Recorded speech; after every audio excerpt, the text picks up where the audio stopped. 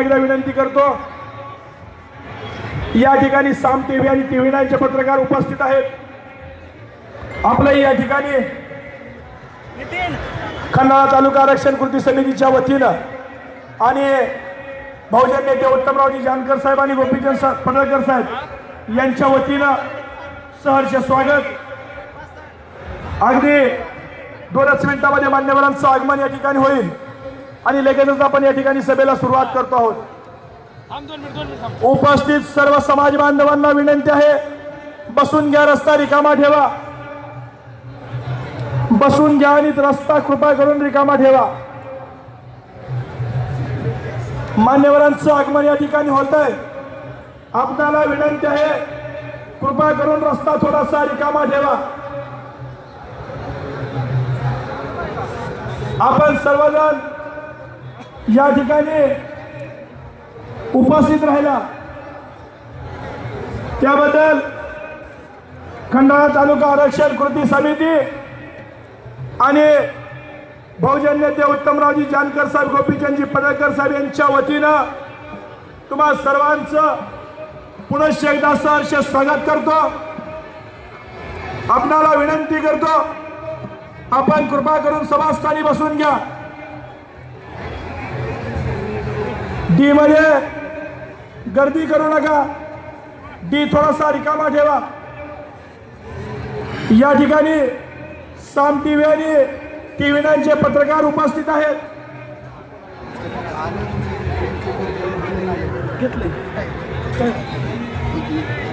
नाव आले आमच्याकडे आलं नाही का? कुठे कोण समजे आता हो नाही मला त्याची भेटता आले बघा मी बोलवून घेतो। बोला बोला बोला बोला बोला आली का ताई? आली की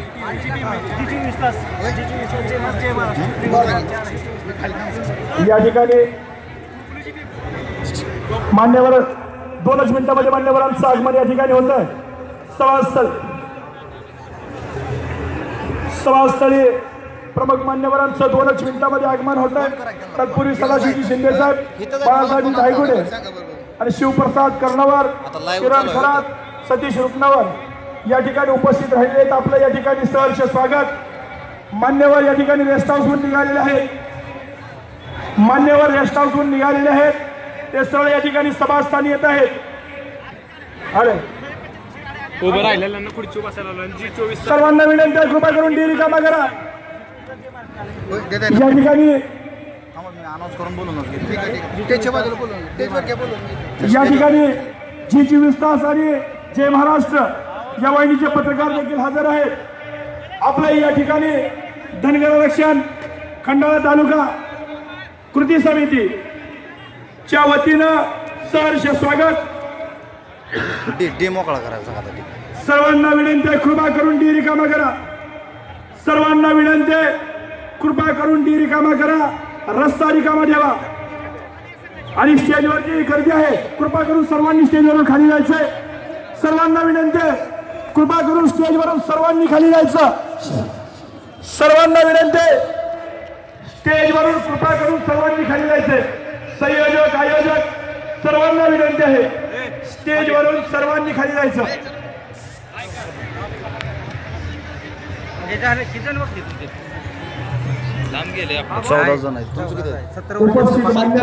परत फोन आला काही राड होते ना। स्टेजच्या समोर बसलेल्या मान्यवरांना विनंती आहे, कृपा करून आपण बसून घ्या। आणि कट्ट्यावरती युवक मित्र बसलेले आहेत, या जरा पुढे या, आपण पुढे या, खुर्च्या पुढे टाकलेल्या खुर्च्यावरती येऊन बसून घ्या, कट्ट्यावरती बसू नका। कट्ट्यावरून एखाद्याचा तोल जाईल पाठीमागे परत, कृपा करून कट्ट्यावरती कोणीही बसू नका। या महाराष्ट्रातील प्रत्येक धनगराचा तरुण पोरगा ते या लढ्यासाठी महत्वाचं आहे। आपण कृपा करून येऊन पुढे बसून घ्या। आपल्याला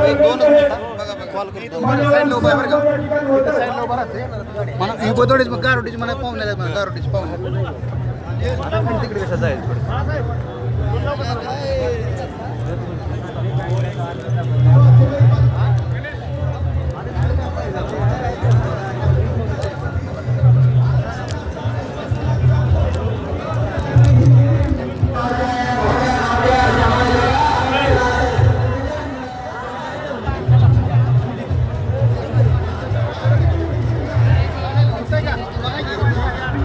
लाईव्ह चालू आहे हो, यातनं परत मोबाईल काढायसाठी मान्यवरांचं आगमन समाजस्थळी झालेलं आहे.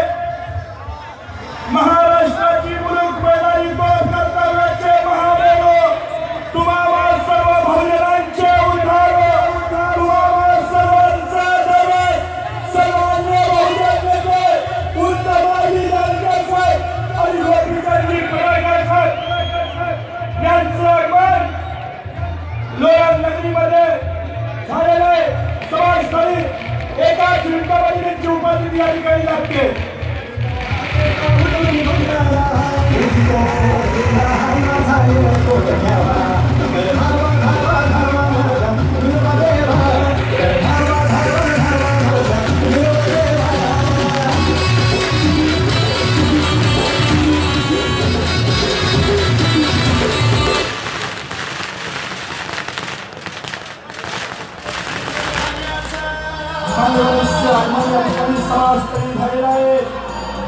त्यांचा विचार ऐकण्यासाठी आम्हाला दूर झाला होता. त्यांचा विचार ऐकण्यासाठी विरोधांची नगरी गेली 15 दिवस झालं आतून झाली होती. ते बहुजन नेते माननीय उद्धवजी जानकर साहेब आणि गोपीचंदजी पडळकर साहेब यांचं या ठिकाणी समाजस्थळी आगमन होत आहे. तुम्हा सर्वांचं पुन्हा एकदा स्वागत. आपण बसून घ्या. रस्ता रिकामा ठेवा. मान्यवरांना येण्यासाठी रस्ता रिकामा ठेवा.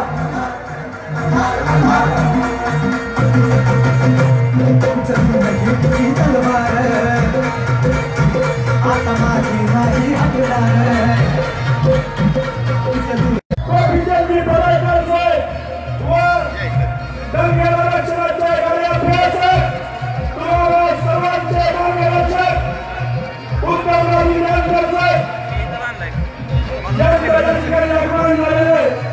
आपल्या या ठिकाणी सहर्ष स्वागत. ही लोणंदची पावन मैत्री आपलं विचार ऐकण्यासाठी या ठिकाणी पूर आहे. मान्यवरांचा आपल्या या ठिकाणी समाजस्थळी होत आहे. थोडासा रस्ता रिकामा ठेवा. थोडासा रस्ता रिकामा ठेवा. मान्यवरांना येण्यासाठी थोडीशी जागा रिकामी करून द्या.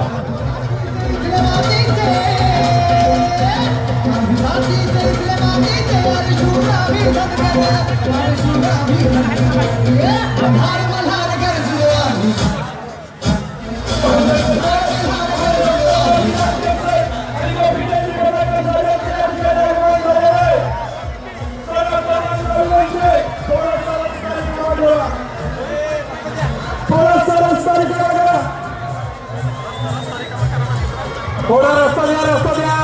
सर्व तरुण मित्रांना विनंती, रस्ता द्या. थोडा साईडला करा. आपल्या नेत्याला रस्ता द्या. थोडासा रस्ता रिकामा द्या. तरुणांना विनंती, थोडासा रस्ता रिकामा द्या. तरुणांना विनंती, थोडासा रस्ता रिकामा द्या. आणि मध्ये कुणी येऊ नका. सर्वांनी शांत बसून घ्या. कृपा करून सर्वांनी शांत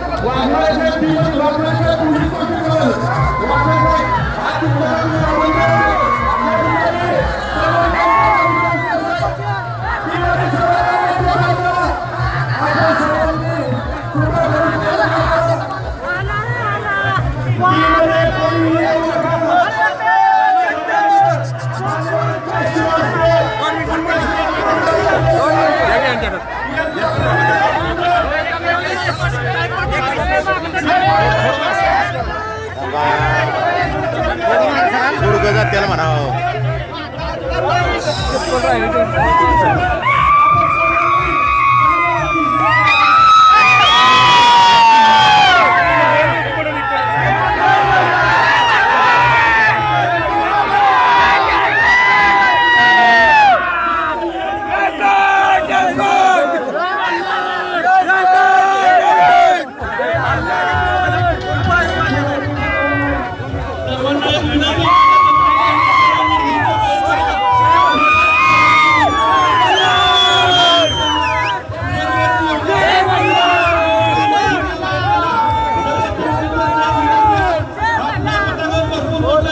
लकडे वाहन राहू जागा कुणी उभं राहू नका. सगळ्यांनी खाली एका जागेवर बसून घ्या. सर्व धनगर बांधवांना विनंती आहे.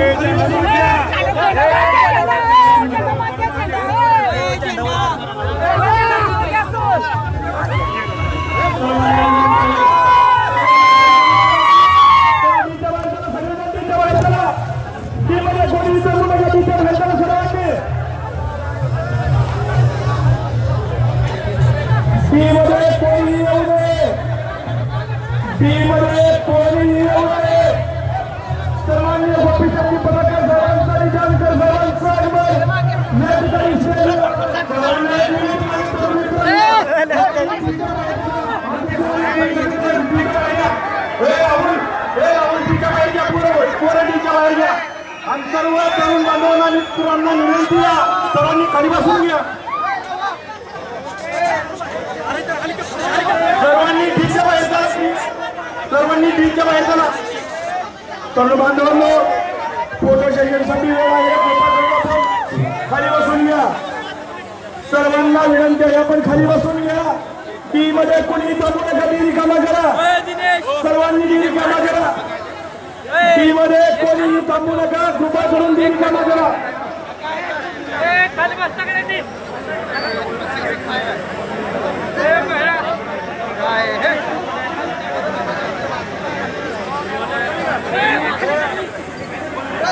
या ठिकाणी सर्व धन्यवाद समाज बांधवांना विनंती करतो कृपा करून डी रिकामा करा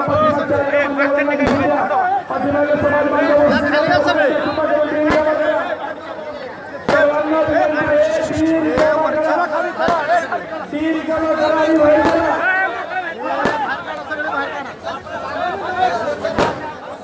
बाहेर चला सर्वांना विनंती आहे कृपा करून डी रिकामा करा सर्वांनी खाली यायचं सर्वांना विनंती आहे स्टेजवरची गर्दी कमी करा स्टेजवरची गर्दी कृपा करून कमी करा आपल्याला कार्यक्रमाला लगेच सुरुवात करायची आहे सर्वांना विनंती आहे कृपा करून डी रिकामा करा संजय रासकर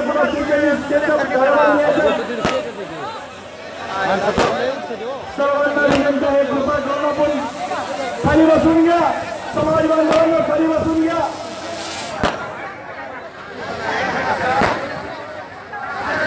या ठिकाणी ज्यांचा विचार ऐकला सध्या आपण गेले कित्येक वेळ अपूर्ण झाला ते बहुजन नेते उत्तमराव जानकर साहेबांनी गोपीचंद पडळकर साहेबांचे या ठिकाणी आगमन झालेलं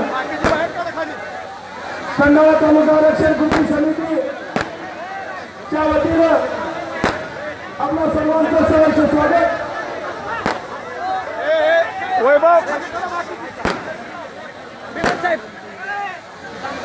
सर्वांना विनंती आहे बसून घ्या स्टेजवरची गर्दी कमी करा स्टेजवरची गर्दी कमी करा स्टेजवरची गर्दी कृपा करून कमी करा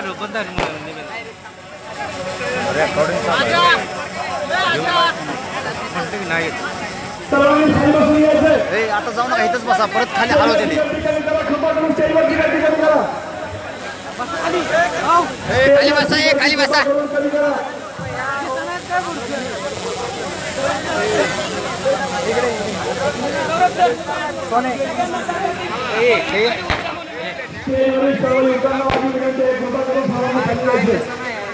सर्वांनी कृपा करून खाली यायचे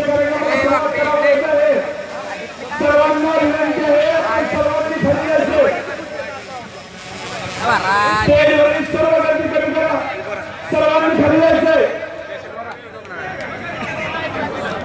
या ठिकाणी आपण ज्यांच्या आगमनाची आतुरतेने वाट पाहता होता ते बहुजन नेते उत्तमरावजी जानकर साहेब आणि सन्माननीय पडळकर साहेब त्याचप्रमाणे मराठवाड्यातील एक बहुआयामी नेतृत्व शिवदासजी बिडकर साहेब यांचं या ठिकाणी आगमन झालेलं आहे खंडाळा तालुका धनगर आरक्षण समितीच्या वतीनं आपलं सहर्ष स्वागत धनगर आरक्षण कृती समितीच्या वतीने या ठिकाणी आपल्याला सन्मानित केलं जात आहे या ठिकाणी सामूहिक सत्कार सुरेश शेळके राहुल भारुडे यांच्या वतीनं सर्व मान्यवरांचा या ठिकाणी सामूहिक सत्कार केला जातोय, सन्मान केला जातोय. दामाजी या सन्मानाचा आपण आदरपूर्वक स्वीकार करावा.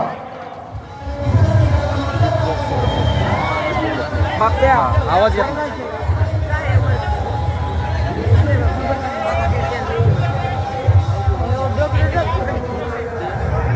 काय मध्ये येतं बंद पडतं रे.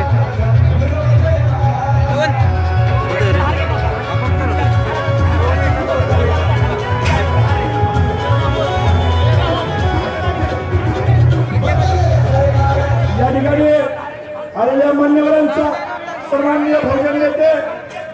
बहुजन तरुणांची आयडॉल महाराष्ट्राची मुलूक महिला येतो सन्मान्य गोपीचंदजी पडळकर साहेब, त्याचप्रमाणे धनगर रक्षणाचे कार्याभ्यासक आमचे मार्गदर्शक सन्मान्य उत्तमरावजी जानकर साहेब, त्याचप्रमाणे मराठवाड्याचे एक अभ्यासू आणि बहुयानी नेतृत्व शिवराजी विडगर साहेब, या सर्वांचा सामूहिक सत्कार या ठिकाणी सूरज धायगुडे, सूरज शेळके आणि राहुल धायगुडे यांच्या हस्ते या ठिकाणी होतोय.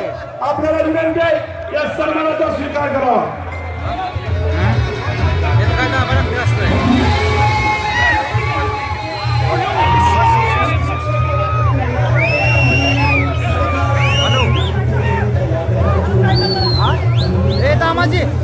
दामाजी याचं तोंड इकडे फिरवा, याचं तोंड इकडे फिरवा म्हणजे आवाज येतोय. फिरवून ठेवा तर काय होतं, फिरवा.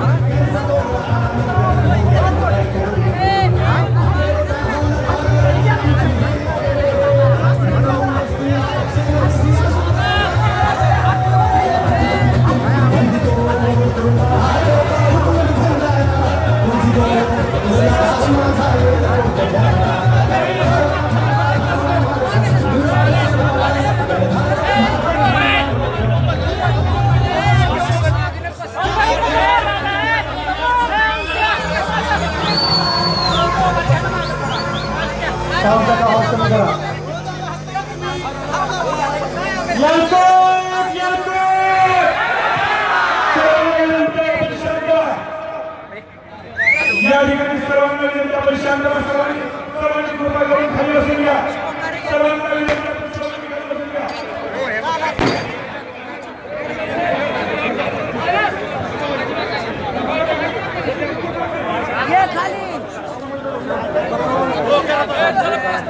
या ठिकाणी आजच्या कार्यक्रमाचं प्रस्तावित या ठिकाणी हो तुम्ही बसून घ्या बरं आता.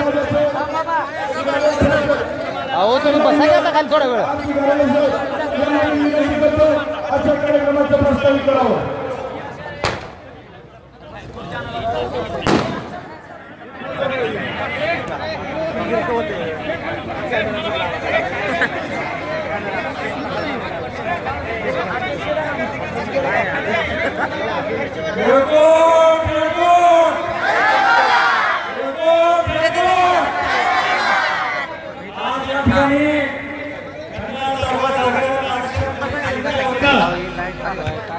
जो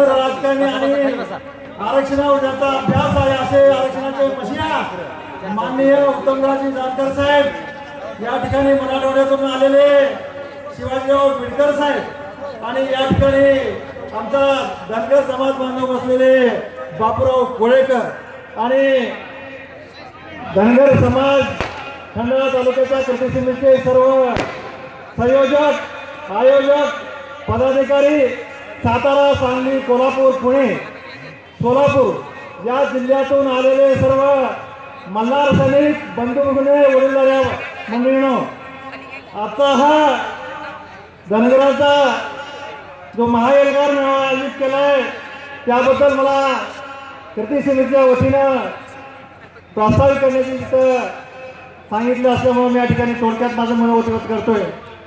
मित्रांनो, हरी फिराजी धायगुडे राहणार मोरवे तालुका खंडा यांनी डॉक्टर बाबासाहेब आंबेडकरांच्या सानिध्यात येऊन डॉक्टर बाबासाहेब आंबेडकर धनगर समाजाची दशा, धनगर समाज किती मागासलेला आहे त्यांच्या संदेशाने त्यांना सांगितलं. त्यानंतर डॉक्टर बाबासाहेब आंबेडकरांनी भारतीय राज्यघटना लिहिली. त्यावेळी घटनेच्या अनुसूचीच्या अनुक्रमांक 36 वर धनगर समाजाची अनुसूचित जमातीमध्ये नोंद केलेली आहे. हे आवडून या ठिकाणी सांगावं असं वाटतंय, कारण या ठिकाणी हा आज मिळाला होतोय. या देशाचे इतिहास आहे सम्राट चंद्रगुप्त मौर्य, सम्राट अशोक आणि एकेकाचे राज्य करणारे मल्हारराव होळकर, पुण्यश्लोक अहिल्याबाई होळकर, महाराजा यशवंतराव होळकर आणि रणरागिणी भीमाबाई होळकर असा इतिहास असलेल्या धनगर समाजाचा वारसा आहे. आणि असल्या खंडप्राय देशामध्ये कन्याकुमारीपासून काश्मीरपर्यंत हा धनगर समाज जवळजवळ 15 कोटी समाज या भारत देशामध्ये पसरलेला आहे. परंतु ही जमात दुर्लक्षित अशी ही जमात अतिप्रचलित काळापासून धनगर म्हणून ओळखली जाते. आज ही जमात सामाजिक, शैक्षणिक, राजकीय या सर्वच आघाडीवर मागास आहे.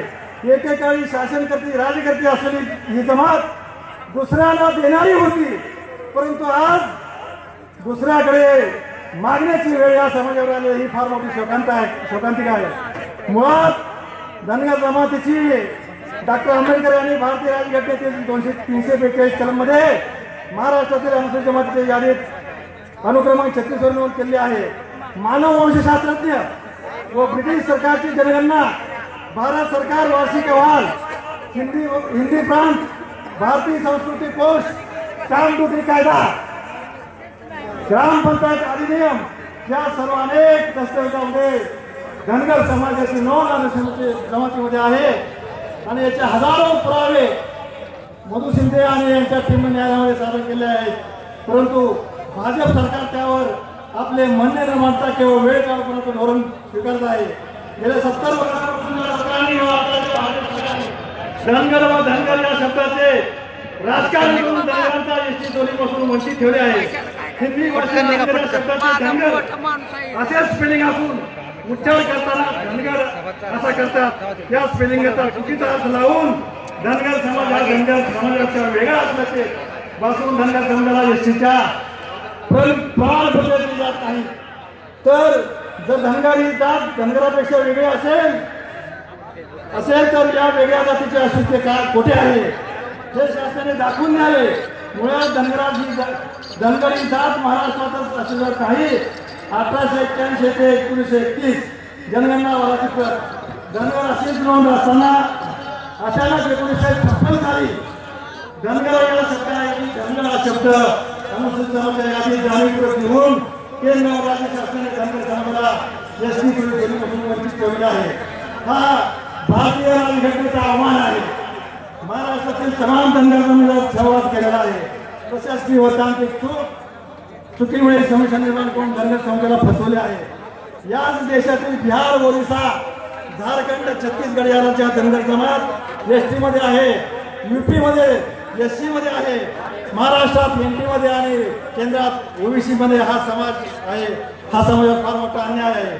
धनगर समाजाला घटनात्मक वंचित ठेवल्यामुळे समाजाची वेळोवेळी आंदोलने, मोर्चे काढले, परंतु शासनाने त्याची दखल घेतली नाही. याउलट आज हा समाज प्रगतीपासून कोसो दूर आहे. समाजातील अपवादक नेत्यांना बोलवून करून दुय्यम सत्तास्थाने घेऊन संपूर्ण समाजाला गृहीत धरण्यात आले. हा प्रामाणिक समाज कधी कोणाशी ईर्षेने, द्वेषाने स्पर्धेने वाढला नाही. याचा अर्थ आम्ही दुर्लक्षित आहोत असा घेतला जात असेल तर आता वेळ आली आहे समाजाची वजीर मोठा लावण्याची. ही लोकशाही आहे. एवढ्या मोठ्या समाजावर आक्रोश करण्याची पाळी आलेली आहे. त्याची सोडवणूक करण्यासाठी समाजाने आता स्वस्थ बसला कामा नये. आज देशात आदिवासीचे 54 कष्टक खासदार आहेत. बंधूंनो, महाराष्ट्रात 25 आमदारात आदिवासी समाजाचे विधानसभेचे 3 विधानसभेचे आमदार आहेत. ही दुःखाची गोष्ट आहे. महाराष्ट्र सरकारने कोणताही संविधानिक दर्जा नसलेल्या 30 संशोधन करण्यासाठी त्याला हे चुकीचे धोरण अवलंबले आहे. या संस्थेने अस्तित्वहीन असलेल्या धनगर समाजाची तुलना धनगराशी करून आमच्यावर अन्याय केला आहे. मित्रांनो, या सर्व प्रश्नाचा अभ्यास सखोल करून माननीय गोपीचंद पडळकर, गोपीशेठ व उत्तमराव जानकर या दोन धनगराच्या भागाने शास्त्रशुद्ध माहिती घेऊन समाजासमोर मांडली. सर्व तहसील कार्यालय, जात पडताळणी कार्यालय यांच्याकडून माहिती मिळवून महाराष्ट्रात धनगर कोठे नाही, धनगर कोठे आहेत, बाप दाखवा नाही तर साध्य घाला, धनगर दाखवा नाही तर एसटीचं प्रमाणपत्र द्या, अशा प्रकारची घोषणा केली आणि जाब विचारून शासनाला जाग आणली. 1 ऑगस्टला पुणे येते, 31 ऑगस्टला औरंगाबादमध्ये, 16 ऑक्टोबरला आरेवाडीच्या बनामध्ये एल्गार मिळावणी म्हणून महाराष्ट्रात कोठेही धनगर नाही, धनगर कोठेही नाही शासनात कळसावून सांगितले. चांद्यापासून बांध्यापर्यंत संपूर्ण समाजामध्ये जनजागृती केली व महाराष्ट्राच्या कानाकोपऱ्यात जाऊन धनगर समाजाला एसटी प्रमाणपत्र तात्काळ देण्याबाबत अखेरचा लढा सुरू केला. महाराष्ट्रातील जनतेने त्यांच्या नेतृत्वावर शिक्कामोर्तब केले असलेले धनगर समाज त्यांच्या समाजाला मोठ्या संख्येने येत आहे. महाराष्ट्रातील त्यांना भटकंती करण्यात हा समाज आपल्या न्याय हक्कासाठी एकत्र येत आहे. आता वेळ आली आहे, आवश्यकता आहे सर्वपक्ष विसरून त्यांच्या नेतृत्वात समाजाला मनापासून त्यांना साथ देण्याची. येणाऱ्या लोकसभा निवडणुकीपूर्वी जसे एमपी मध्ये सरकारने गौड हा एकत्र शब्द होता, त्या एकत्रच्या अभ्यास करून गौड वेगळा एसटीचं प्रमाणपत्र दिले गेलेलं आहे. त्याच धर्तीवर महाराष्ट्रात करून धनगरांना एसटीचे प्रमाणपत्र सरकार देण्यावर आदेश करावा असा फतवा केलेला आहे. त्यांनी मागणी त्यांची रास्त आहे. त्यासाठी केंद्राला शिफारस करण्याची गरज नाही, केंद्राची शिफारस फार किचकट आहे. त्यासाठी वेळ घ्यावा आहे. केंद्रीय अन्वेषण मंडळ आहे, RBI, एसटी कमिशन, पंतप्रधान कार्यालय, मागासवर्गीय आयोग, मंत्रिमंडळ, राष्ट्रपती, लोकसभा व राज्यसभा असा प्रवास करण्याची ही वेळ ही किचकट पद्धत आहे. फार वेळ खावा आहे म्हणून बंधनो यासाठी महाराष्ट्रातील येणाऱ्या काळात अत्यंत जागरूकतेने या दोघांच्या पाठीशी खंबीरपणे उभे राहून अखेरीचा लढ्यात योगदान द्यावे. एवढेच मी या ठिकाणी आपणास करण्याचे आवाहन करतो. मला प्रास्ताविक करण्याची संधी दिली त्याबद्दल सविस्तर आभार मानतो. जय अहिल्या, जय मल्हार, येतो आरक्षण नाही कुणाच्या. धन्यवाद साहेब. महाराष्ट्राची विनंती त्यांचे विचार ऐकण्यासाठी आपण उपस्थित आहात. साहेब यांना आपण आपले मनोगत व्यक्त करावे.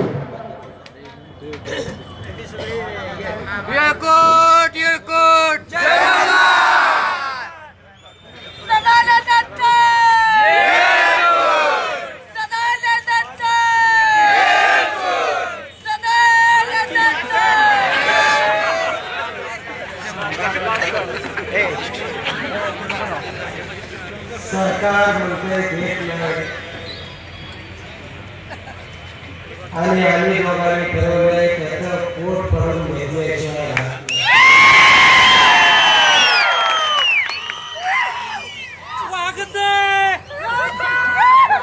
आज तिसरी सभा सकाळी 10 वाजता अकोल्यामध्ये, दुपारी 2 वाजता अशीच तुमच्यासाठी विराट सभा अहमदनगरच्या खास मैदानावर झाली. अहमदपूरच्या आणि हराळामध्ये या तालुक्याला गावाला शोभल अशी भव्य दिव्य जी सभा या आरक्षणासाठी आयोजित केलेली आहे. माझ्याबरोबर गेल्या 100 दिवसापासून रात्रंदिवस ज्याच्या वक्तृत्वावर, ज्याचा शब्द ऐकण्यासाठी या महाराष्ट्रातला तरुण तडफडतोय. कधी नव्हे एवढा धनगरामध्ये उठाव निर्माण करणारा, ज्याच्या जिभेवरती सरस्वती आहे आणि आपल्या धनगर समाजाचा एक अनमोल हिरा माननीय गोपीचंद पडळकर आमच्या बरोबर मराठवाड्यामध्ये गेली 3 महिने सातत्यानं संपूर्ण मराठवाडा पिंजून काढण्यासाठी मदत करणारे शिवदासजी बेडगर अध्यक्षस्थानी त्यांना बसवलेला आहे ते बापूसाहेब कोळेकर या ठिकाणची आमच्या सोलापूरहून आलेले बाळासाहेब बर्गर ज्याने आता प्रस्तावित केलं आणि नोकरीमध्ये असताना सुद्धा प्रचंड समाजाविषयी चळवळ असणारे मदत करणारे आपले घरवळे साहेब लोणंद मधील सर्व शेळके मामा असतील, रमेश अप्पा असतील, लक्ष्मण दादा असतील, सर्व या लोणंद भागातील समाजाचे नेते मंडळी, बरीचशी मंडळी, सर बरीचशी दिसत आहेत. नावं घेण्यासारखी खूप मंडळी, परंतु जवळजवळ त्यांची संख्या 200-300च्या आसपास आहे. सर्व ज्येष्ठ आहेत, आदरणीय आहेत. ह्या सर्वांना माझा मनाचा जयमल्हार करतो. या ठिकाणी जी सगळी वडीलधारी मंडळी, काय महिला आणि ज्या तरुण मित्रांच्या भरोशावर त्यांच्या लढण्याच्या उमेदीवर हा लढा उभा केलेला आहे, ते सर्व माझे जवान मित्र आणि सर्व बंधू.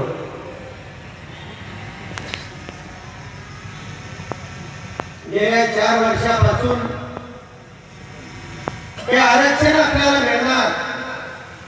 सत्ता बदल झाल्यानंतर मला आणि गोपीचंदना इतका अचानक मिळाला आवाजासाठी उभं राहिलं की गेली 60-70 वर्ष ज्याने आपलं आरक्षण अडवलेलं आहे त्याचा मार्ग आता मोकळा होणार. पहिली कॅबिनेट जाऊ द्या, पण 4-6 महिन्यामध्ये याचा निर्णय होणार ही प्रचंड अपेक्षा आम्हाला होती. परंतु जसा वेळ जायला लागला, 1-2 वर्ष गेली, त्यावेळी आमच्या लक्षामध्ये आलं की सरकार आपल्याला बनवण्याचा प्रयत्न करत आहे. सरकारची 1-2 वक्तव्य 9 महिन्यानंतर अशा पद्धतीने आली की धनगर समाजाला आरक्षण हे आम्ही शेअर कुठून करायचं, कायद्यामध्ये टिकणारं देणार आहे. शेअर कुठून करायचं. त्याच वेळी आमच्या मनामध्ये पाल चुकचुकली, म्हणून आम्ही दिल्लीला 4-2 हेलपाटे मारले. संसदेमधले धनगर समाजाच्या आरक्षणाच्या विषयानं सगळे कागदपत्र काढले. RGI मध्ये गेलो. RGI मध्ये आपल्या आरक्षणाची काय परिस्थिती आहे सगळा सखोल अभ्यास केला. त्यानंतर ST कमिशन मध्ये गेलो. त्यानंतर संसदेचं जे जुनं सगळं रेकॉर्ड होम मिनिस्ट्रीकडे होतं ते मिळत नव्हतं. तिथं खूप सगळ्या प्रकारची धडपड करून ते सगळं रेकॉर्ड मिळवलं आणि महाराष्ट्रामधल्या आदिवासी विभाग असेल, इथली विधानसभेमधली, विधान परिषदेतली प्रश्नोत्तर असतील, इथली धनगर समाजाची लोकसंख्या असेल, ह्या सगळ्याची माहिती घेतली आणि आपल्याला या माध्यमातून कोर्टामध्ये लढावं लागेल. अशा पद्धतीनं सगळा अभ्यास करत असतानाच 2 वर्षानंतर डॉक्टर महात्मे साहेबांच्या पत्रावरती या सरकारनं टीची नेमणूक केली आणि त्यावेळी मात्र आमचा 100% भ्रमनिराश झाला. त्या सरकारच्या मनामध्ये तर काय आहे, ज्याचं आरक्षण इथं करायचं आहे ते दिल्लीला पाठवतो म्हणतंय आणि ज्याचं दिल्लीला पास करायचं आहे त्याचं हित करतंय, म्हणजे सगळ्यालाच फसवतंय. कारण काय तर ज्या ज्या वेळेला आम्ही त्यांच्या समोर बैठकीला बसलो, मागचे 10 दिवसापूर्वी आम्ही मुख्यमंत्र्याबरोबर बसलो, त्यावेळी त्यांना सांगितलं की आम्ही यापेक्षा पुढे गेलोय. मध्य प्रदेशामधून गोंड गोवारींचा जो निर्णय आहे, राज्य सरकारने जे सर्व जिल्हाधिकाऱ्याला पत्र पाठवलेलं आहे की ज्या गोवारी समाजाची 114 लोक या आंदोलनामध्ये मेली, तरी या पुरोगामी महाराष्ट्रामध्ये ह्या कुठल्याही सरकारने त्याचा विचार केला नाही. तेच साधं परिपत्रक मध्य प्रदेशनं काढलं. गोंड हा वेगळा आहे, कॉमा द्यायचा राहिलेला आहे, आणि तातडीनं 2002 साली परिपत्रक काढलं. परंतु गोवारीला कोर्टातून न्याय मिळवावा लागला. 14 ऑगस्ट पाठीमागच्या 2 महिन्यापूर्वी कोर्टाने आदेश दिला त्याला सर्टिफिकेट द्या. त्याच पद्धतीनं बिहार सरकारनेही चंपारण्य भागातील लोहार आणि लोहारा, इंग्रजीमध्ये लोहारा होतं, हिंदीमध्ये लोहार आहे, त्याही सरकारने परिपत्रक काढलं आणि त्या लोहारा जातीला इंग्रजीमध्ये लोहारा टाका, हिंदीमध्ये लोहार टाका. आणि साध्या 4 वळीच्या परिपत्रकानं त्याला जातीचे दाखले, त्याला जातीचे लाभ द्यायला सुरुवात केली. त्याही पुढे जाऊन आम्ही पश्चिम बंगालमधून, ज्या ठिकाणी ममता बॅनर्जीचं सरकार आहे, तिथेही असंच धनगर आणि धनगर झालं होतं. त्याच्या अगोदर बिहार, झारखंड, ओरिसा, उत्तर प्रदेश या राज्याने दुरुस्त्या करून घेतल्या. त्या ठिकाणी ओराण आणि धनगर हे धनगरच आहे. अशा प्रकारच्या दुरुस्त्या त्यांनी केंद्राकडून करून घेतल्या होत्या. परंतु ममता बॅनर्जीने साधं परिपत्रक काढलं, 2016ला काढलं आणि त्यामध्ये धनगर जातीला पश्चिम बंगालमधल्या सुविधा चालू केल्या. मुख्यमंत्र्यांच्या समोर आम्ही टाकलं की कारण असताना तुम्ही गुंतागुंत का करायला लागलाय? धनगर समाजाला आरक्षण न देणं तुमच्या सरकारला परवानणार नाही.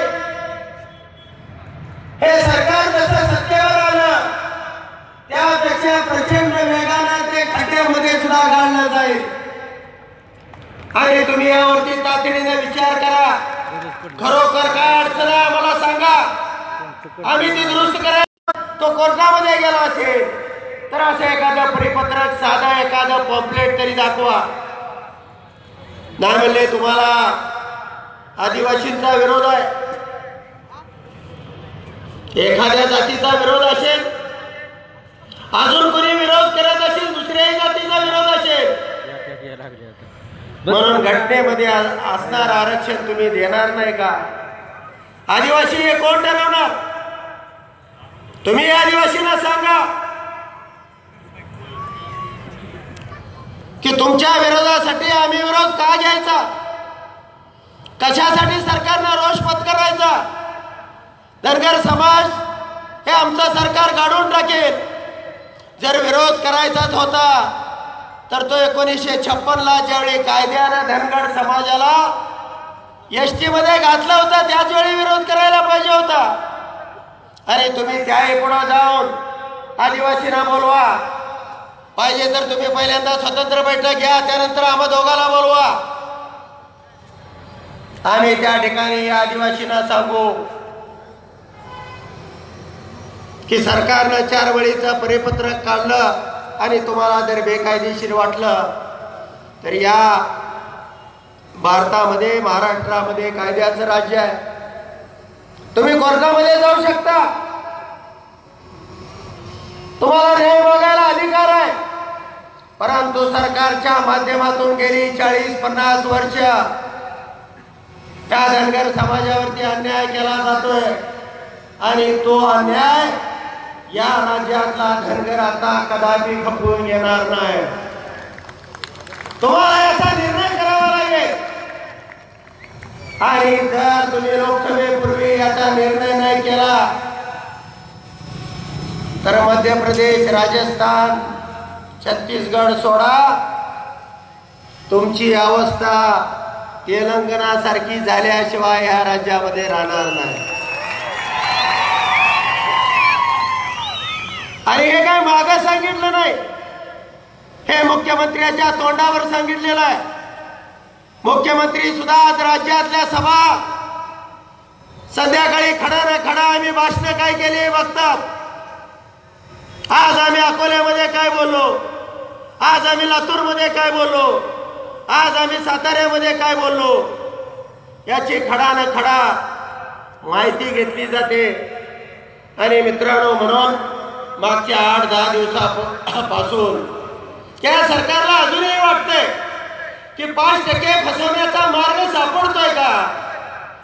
म्हणून आपले जे 2 मंत्री आहेत, आम्ही कुठल्याही आपल्या आमदाराला, मंत्र्याला कधी नावं ठेवत नाही, परंतु त्यांनी याचा अभ्यास करायची गरज आहे. ज्या वेळेला समाजाचा प्रश्न येतो त्यावेळेला मित्रांनो एकत्र आलं पाहिजे. आणि मुख्यमंत्र्यांना सुद्धा ते काय म्हणतात त्याच्या पद्धतीनं न बोलता ह्याने सुद्धा त्यांना ठासून सांगितलं पाहिजे की मुख्यमंत्री म्हणतायत फेब्रुवारीमध्ये आम्ही सभागृहामध्ये टीचा अहवाल मांडू आणि ती शिफारस दिल्लीला पाठवू. परंतु शिफारशीनं गारोळे साहेबांनी आत्ताच सांगितलं की शिफारशीनं कधीच आरक्षण मिळू शकत नाही. आणि शिफारस हा मार्ग जगामध्ये असू शकत नाही. ज्या जातीचा समावेश करायचा असेल त्याच्यासाठी त्या शिफारशीची गरज आहे. आम्ही घटनेमध्येच आहोत. आम्ही आज हे आक्रोश करून तुम्हाला सांगतोय, त्या राज्यामध्ये जर एक जरी धनगर असेल तर हा धनगर समाज कदापि तुम्हाला आरक्षण मागणार नाही. कारण मी गोपीचंद पडळकरनी सगळ्या जात पडताळणी समित्या, सगळे जिल्हाधिकारी, सगळे तहसीलदार या राज्यातल्या सगळ्याकडून माहिती अधिकारामध्ये माहिती घेतलेली आहे आणि ती मुख्यमंत्र्यांच्या समोर आम्ही टाकलेली आहे. सरकार आता मार्ग शोधायला बघत होतं. सरकारच्या डोक्यामध्ये असं होतं की 2 मंत्री एक खासदार केलेला आहे.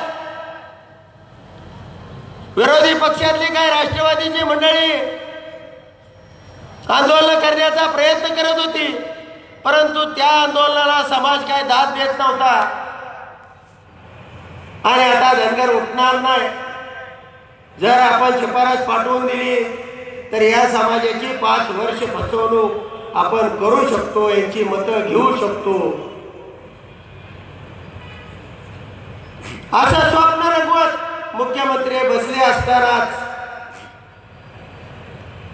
मी आणि गोपीचंद पडळकरनी ठरवलं काय वाटेल ते झालं तरी चालेल, घरदार सोडू, धनगर आरक्षणाचा अखेरचा लढा सर्टिफिकेट घेतल्याशिवाय थांबवायचा नाही. घर घर पिंजून काढू. मराठवाड्यामध्ये औरंगाबाद कुठे कधी मी गेलो नव्हतो, गोपीचंद पडळकर गेले नव्हते, परंतु मित्रांनो आम्ही सकाळी 6 वाजल्यापासून रात्रीच्या 2-2 वाजेपर्यंत ज्या ज्या ठिकाणी धनगर समाजाची गाव आहेत, तालुका आहे, मोहल्ला आहे, सर्कल आहे, रात्र दिवस आम्ही लोकांना समजावून सांगितलं की यामध्ये उठाव केला पाहिजे. आणि जोपर्यंत तुमची ताकद दिसत नाही, तुम्हाला काय खून करा, मरण करा म्हणत नाही, तुम्हाला काय मंत्रालय जाळा म्हणत नाही, तुम्हाला काय पोलीस स्टेशन पेटवा म्हणत नाही, तुम्हाला काय रस्त्यावरती गाड्या जाळा म्हणत नाही, तुम्हाला काय जीव तुमचा मागत नाही, फक्त एकत्र यायचं आहे. बऱ्याचशा लोकांनी त्या ठिकाणी सांगितलं की धनगर समाजाची प्रचंड फसवणूक या मराठवाड्यामध्ये झालेली आहे. इथला धनगर म्हणून पडलेला आहे. कितीतरी बुद्धिवंत तत्वव्यक्ती अगदी चांदर सरांसारखे, बोरकरांसारखे सगळ्यांनी सांगितलं की इथं धनगर समाज काय उठणार नाही. तो खरोखर ठार झालाय. परंतु त्यांना सांगितलं की गोपीचंद सारखे एक नेतृत्व आहे, ते मुर्द्याला सुद्धा नाचायला लावतंय. आणि निश्चितपणानं ज्या वेगानं, ज्या ताकदीनं हरिवाडी असेल, औरंगाबाद असेल किंवा पुण्याचा मेळावा असेल, अगदी पुण्याला तर आम्हाला सुरुवातीला आम्ही बालगंधर्व घेतलं होतं, 700-800 लोक बसतील. पण ज्यावेळी आम्ही 4-5 आपल्या पश्चिम महाराष्ट्राच्या तालुक्यांचा दौरा केला त्यावेळी आम्हाला अंदाज आला की इथं लाखभर पोरं येणार आहेत. आणि या पोरानं पीपीटीच्या माध्यमातून आरक्षण काय आहे, आरक्षण म्हणजे काही लढाई करायची नाही, काही शिफारस पाठवायची गरज नाही. आणि तुम्ही आता कशासाठी टीस नेमताय? केंद्र सरकारनं आतापर्यंत 7-8 आयोग नेमले. व्यंकटचलय असेल, लोकोर असेल, केळकर समिती असेल, मंडळ असेल, काल परवाचा तो बाळासाहेब रेणके अहवाल असेल, या प्रत्येकानं सांगितलेलं आहे की या राज्यामध्ये धनगर हाच धनगर आहे. तुम्हाला शिफारशीच्या टीस नेमण्याची गरज काय? तुमच्या मनामध्ये धनगर समाजाला फसवण्यासाठी पाप आलं होतं. परंतु मित्रांनो, ज्या ताकदीनं महाराष्ट्रामध्ये धनगर उठलेला आहे, हे या सरकारला आरक्षण द्यावं लागेल. म्हणून आपल्याला फेब्रुवारी किंवा मार्च मध्ये मुंबईमध्ये आझाद मैदानावरती जायचं आहे आणि त्या ठिकाणी सर्टिफिकेट घेऊन येऊ, अन्यथा त्याच मंचावरती ह्या सरकारला गाडण्याचा नारळ फोडून माघारी येऊ अशी शपथ घेऊन यायची. आणि म्हणून मित्रांनो, ज्या ज्या वेळेला समाजाचा कार्यक्रम असेल, आरक्षणाची लढाई ही अंतिम टप्प्यात आहे. महिन्याभरामध्ये असा निर्णय झालाच पाहिजे. म्हणून आम्ही महाराष्ट्रामध्ये 91 सभा लावलेले, जवळजवळ 17-18 सभा, आता ही 18वी सभा. या पुढच्या महिन्यात 1.5 महिन्यामध्ये ज्या ठिकाणी 40,000 पासून 80,000 धनगर समाज आहे, असे 91 मतदारसंघ काढलेले आहेत. आणि त्या ठिकाणी आम्ही बिरोबाची आणि खंडोबाची शपथ समाजाला देतोय की मीच काय, उत्तम जानकरच काय, माझा बाप जरी भारतीय जनता पार्टीकडून कमळाच्या चिन्हावरती उभा राहिला, त्याला सुद्धा खड्ड्यामध्ये गाडायचा आहे, त्याला सुद्धा मत द्यायचं नाही. कारण किती दिवस मित्रांनो आपण चुकीचं मतदान करून आपल्या लेकरा बाळांच्या अन्नामध्ये विष घालवणार आहे. कुणीतरी मी पार्टीचा असतो, गोपीचंदी पार्टीचे असतात, परंतु आम्ही लात मारली त्या पार्टीवरती. अडचणी आणत आहेत. आमची लढाई सोपी नाही. ज्या तालुक्यामध्ये मी काम करतो गेल्या 20 वर्षापासून तुम्ही शेजारचा मतदारसंघ आहे, पटेलवाले, लोणंदवाले, संघर्ष करताना सुद्धा त्या ठिकाणी वाघाचं काळीच लागतं. आणि या भांडवलाबरोबर त्यांनी संघर्ष करतच राहिलो. परंतु हा संघर्ष उभा करायचा असेल तर निश्चितपणे तुम्हाला सांगतो, मुख्यमंत्र्यांच्या विरोधामधला तर संघर्ष घेतला. परंतु हार्दिक पटेलला आणून मोदींना सुद्धा आव्हान दिलं की तुमच्या खुर्चीचा एक पाय का होईना हा धनगर समाज या राज्यामध्ये बोलल्याशिवाय राहणार नाही. आणि म्हणून मित्रांनो, निश्चितपणानं तुमचंही इथलं राजकारण याच पद्धतीचं आहे. आपल्याला एकत्र यावं लागेल, आपली वज्रमुठ बांधावी लागेल, आपल्याला सुद्धा संघर्ष करावा लागेल, आपला सुद्धा या ठिकाणी आमदार झाला पाहिजे. अशा पद्धतीने नवा एखादा पोरगा या ठिकाणी तुम्ही काढला पाहिजे, त्याला पुढं केलं पाहिजे, त्याच्यामध्ये लढण्याची धमक आहे, प्रामाणिक आहे, बेडर आहे आणि समाजाविषयी त्याच्या मनामध्ये प्रचंड तळमळ आहे. अशा अशा पोराला आपण पुढे केलं पाहिजे. निश्चितपणानं या आरक्षणाच्या माध्यमातून काम करत असताना तुमच्याच शेजारचे रामराजे निंबाळकर यांनी सुद्धा अनमोल प्रकारची मदत आम्हाला या आरक्षणाला लढण्यासाठी केली. अधिवेशनामध्ये सुद्धा या प्रश्नासाठी आम्ही 2-3 वेळा त्यांना भेटलो. त्यांचा सुद्धा प्रचंड अभ्यास आहे. त्यांनी आता ही जे आम्ही मध्य प्रदेश, बिहार आणि पश्चिम बंगालचे जे सर्क्युलर राज्य सरकारनं जिल्हाधिकाऱ्यांना काढलेले आहे ते सुद्धा आता त्यांना पाठवतोय. निश्चितपणानं की माणसा पाठीमागं उभा राहतात, प्रामाणिकपणाने काम करतात, त्यांच्यासाठी सुद्धा आपण आदर व्यक्त केला पाहिजे. परंतु आपल्याला ही वज्रमूठ बांधावी लागणार आहे. नुसत्या आरक्षणासाठी मित्रांनो ही लढाई नाही, ही लढाई आरक्षण हा टप्पा. पुढील 10 वर्ष मी आणि गोपीचंद पडळकरांनी ठरवलेला आहे. आपल्या सुद्धा हक्काचा वाटा या राज्यामध्ये आम्ही मिळवल्याशिवाय आणि तुम्हालाही दिल्याशिवाय राहणार नाही.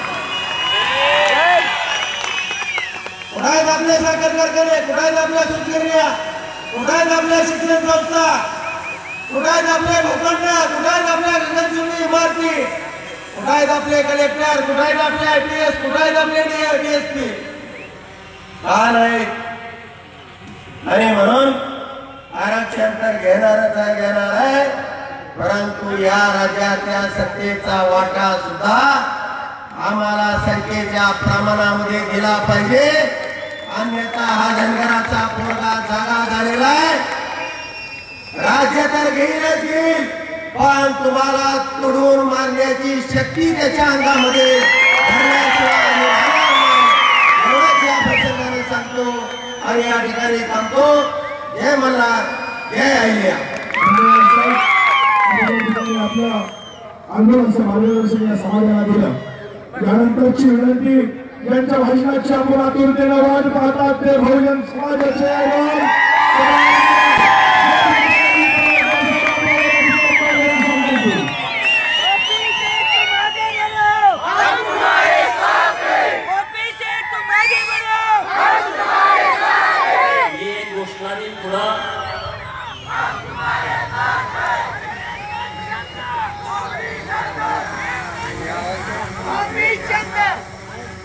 मी घोषणा देत पुढं तुम्ही सगळ्यांनी जोरदार पाठिंबा घोषणा द्यायची आहे. मी म्हणे हर धनगर की यही ललकार, तुम्ही म्हणायचं आहे पहिले आरक्षण फिर सरकार.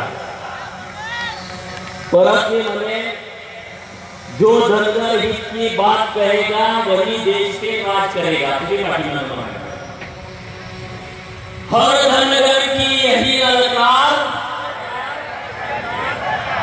अहो माग मुख्य काय सगळे कोणच बोलत नाही. हर धनगर की यही ललकार. अहो जोरात मूठ आवळून मोठ्यानं म्हणा. मुंबईत आवाज गेला पाहिजे, दिल्लीत आवाज गेला पाहिजे. तुमचा आवाज इथं मकरंद पाटलापर्यंत जायना.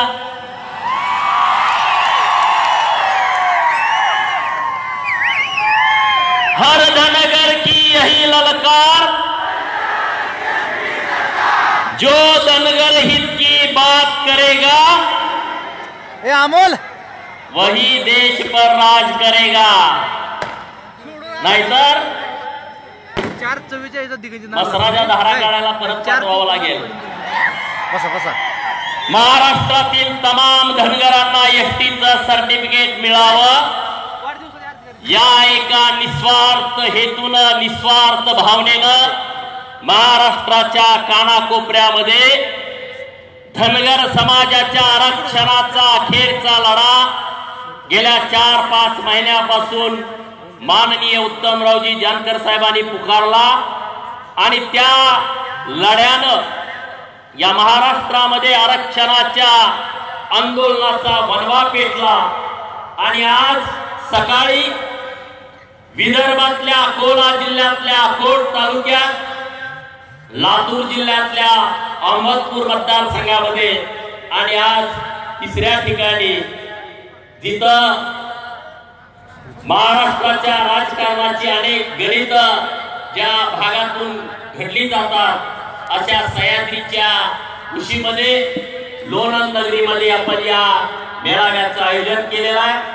तुम्हाला आता ज्यांनी मार्गदर्शन केलं ते माननीय उत्तमरावजी जानकर साहेब व्यासपीठावरती उपस्थित, या कार्यक्रमाचे अध्यक्ष माननीय कोळेकर मामा, ज्यांनी प्रस्तावित केलं ते या सातारा जिल्हा परिषदचे रिटायर ऍडिशनल CO माननीय तुकाराम गाळे साहेब, आनंदराव शेळके मामा, रमेश दादा धायगुडे, लक्ष्मण तात्या, अशोकराव धायगुडे, आमच्या सोबत असलेले माननीय शिवरामजी बिडगर, बुरुंगले सर, बडगर मामा, आखाडे, माननीय नवनाथ शेळके, संदीप शेळके, अजय धायगुडे, राहुल धायगुडे, सूरज शेळके, बाळासाहेब शेळके, हर्षवर्धन शेळके युवा नेते, हनुमंतराव शेळके, चंद्रकांत शेळके, शिवाजीराव शेळके, राजकुमार शेळके, सचिन शेळके, व्यासपीठावरील सर्व मान्यवर आणि तुम्ही सर्वजण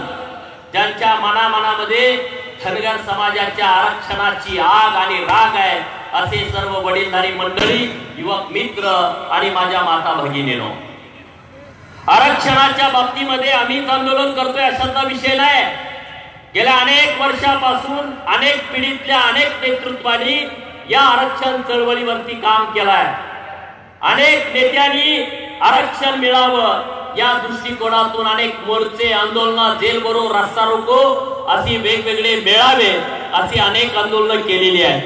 2014च्या अगोदर या महाराष्ट्रामध्ये राष्ट्रवादी काँग्रेस आणि राष्ट्रीय काँग्रेसचं सत्ताकारण होतं. 14 वर्षाची राजवट या महाराष्ट्रावरती सलग सत्तेमध्ये होते, तरी सुद्धा धनगर समाजाला आरक्षण देण्याची भावना राष्ट्रवादी काँग्रेस आणि राष्ट्रीय काँग्रेसला झाली नाही.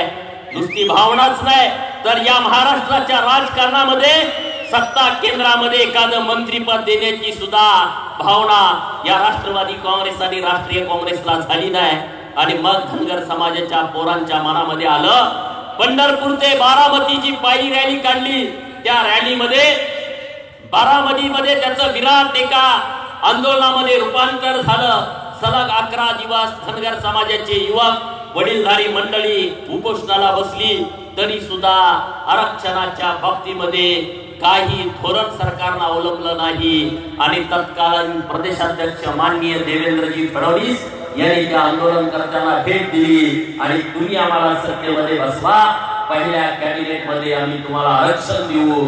आणि हा शब्द घेऊन महाराष्ट्रातील धनगरांचा पोरगा गावगाड्यामध्ये, दऱ्याखोऱ्यामध्ये सगळीकडे गेला आणि राष्ट्रवादी काँग्रेसची सत्ता नेस्तनाबूत करून 31 ऑक्टोबर 2014ला या महाराष्ट्राच्या राजकारणामध्ये भारतीय जनता पार्टीचं सरकार सत्तास्थानी बसलं. आणि आपल्याला आनंद वाटला. आपल्या सगळ्यांच्या डोक्यामध्ये एकच विषय होता, सत्ता कुणाची आले, मंत्री कोण झाले, मुख्यमंत्री कोण झालाय, याच्या अपेक्षा धनगराच्या पोराच्या हातामध्ये एसटीचा खात्मा मिळणार हा एकमेव विषय महाराष्ट्रातल्या धनगराच्या पोराच्या मनामध्ये उद्गार बांधून होता. 1 वर्ष झालं, 2 वर्ष झालं, 3 वर्ष झालं.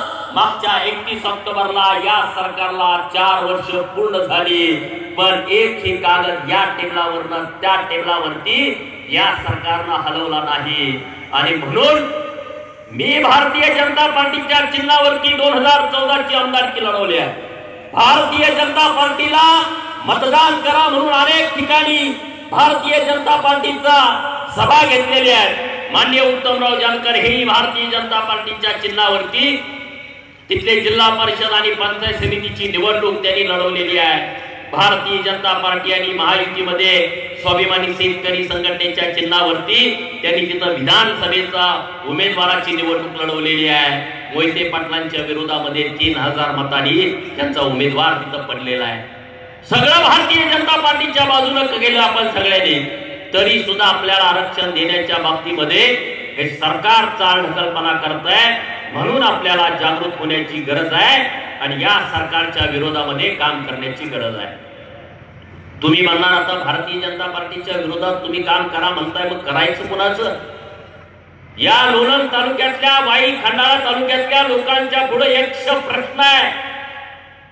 भारतीय जनता पार्टीला मतदान द्यायचं नाही, मग द्यायचं कुणाला? या मकरंद पाटलांना द्यायचं का, असा प्रश्न तुमच्या मनामध्ये पडलाय. मित्रांनो, तुम्ही शपथ घ्यायला पाहिजे, भारतीय जनता पार्टी आणि मकरंद पाटलाला एक सुद्धा मतदान द्यायचं नाही. काल संध्याकाळपर्यंत हेलिकॉप्टरचं परवानगी मिळत नाही. मला माहित नव्हतं. मला इथं आल्यावरती समजलं. इथल्या डेप्युटी इंजिनियरला फोन करून सांगितलंय परवानगी द्यायची नाही. उत्तमरावचं आणि गोपीचंदचं हेलिकॉप्टर लोणंद मध्ये उतरलं नाही पाहिजे. अहो मकरंद पाटील, लोणंद मध्ये काय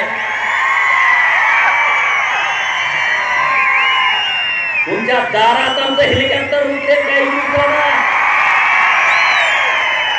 अरे आमच्या मतावरती तुम्ही निवडून येता आणि आमच्याच लोकांच्या वरती अन्याय करण्याची भूमिका घेता. अरे म्हणून तर उत्तमराव आणि गोपीचंद महाराष्ट्रभर फिरतोय. जना जना सत्तेचा माज आलाय. जना जना सत्तेचा माज आलाय. त्यांची मस्ती उतरवण्यासाठी ही सभा आहे. जिल्हा परिषदला तुम्हाला धनगर चालत नाही. नगराध्यक्ष म्हणून तुम्हाला धनगर चालत नाही. आणि मग मकरंद पाटील तुम्ही आमदार म्हणून आम्हाला चालत नाही हे सांगण्यासाठी आम्हाला चालू. एसटीचा दाखला तर आम्ही घेणारच आहे. एसटीचं सर्टिफिकेट मिळवण्यासाठी आज धनगरांची लढाई या महाराष्ट्रामध्ये चालू आहे. आणि ती लढाई आपल्याला जिंकायची आहे मित्रांनो. 100% जिंकायची आहे. आणि येत्या 2 महिन्यामध्ये धनगराच्या पोराच्या हातामध्ये एसटीचा दाखला पाहिजे. या खंडाळा तालुक्यातल्या धायगुड्याच्या पोराच्या हातामध्ये, या लोणंद नगरीच्या शेकाच्या पोराच्या हातामध्ये एसटीचा दाखला मिळाला पाहिजे. म्हणून ही आमची लढाई चालू आहे. ही लढाई आमची कुणाच्या नुसत्या द्वेषानं विरोधात नाही, द्वेषानं रागानं नाही. अरे पोट तिणी काय, पोट तिणी तर पैशाक मस्तकामध्ये जाते, डोक्यामध्ये छिंजीने येतात. अरे किती अन्याय. आजोबावरती अन्याय, पंजोबावरती अन्याय, बापावरती अन्याय, भावावरती अन्याय, बहिणीवरती अन्याय. आणि किती दिवस आपण अन्याय सहन करायचा? आपण काय नुसते मत देण्यासाठी जन्माला आलोय काय? होय, नुसतं मत देण्यासाठी आपला जन्म झालाय का मित्रांनो? मग कधी तुम्ही आमदार होणार का नाही? हो वाटतंय का नाही?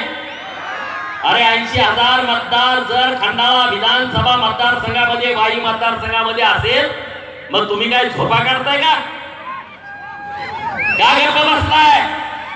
अरे एक पोरगा असं द्या की जे विधानसभेची निवडणूक लढाल त्याच्या अंगावरती कपडे नसू द्या, वर्गण काढून त्याला कपडे घेऊन द्या, त्याला गाडी घेऊन द्या, त्याला तेलाला पैसे द्या आणि मुंबईच्या विधानसभेमध्ये त्याला पाठवा.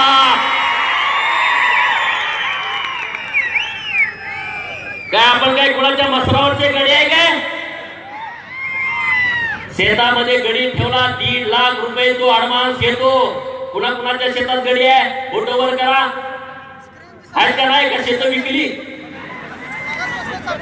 अरे जर शेतामध्ये काम करणारा गडी 1.5 लाख रुपये ऍडव्हान्स घेतो आणि जर मालक त्याला उलटा बोलला तर मालकाची फटफटी गाडी घेऊन पळून जातो.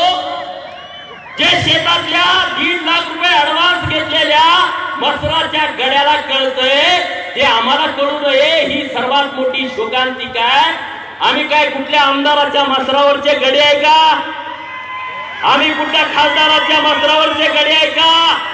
जो डेप्युटी इंजिनियर 13 दिवस आमच्या पोरांना दाखला देत नव्हता तो मोदी नावाचा डेप्युटी इंजिनियर त्या आमदाराच्या मसरावरचा गडी आहे का?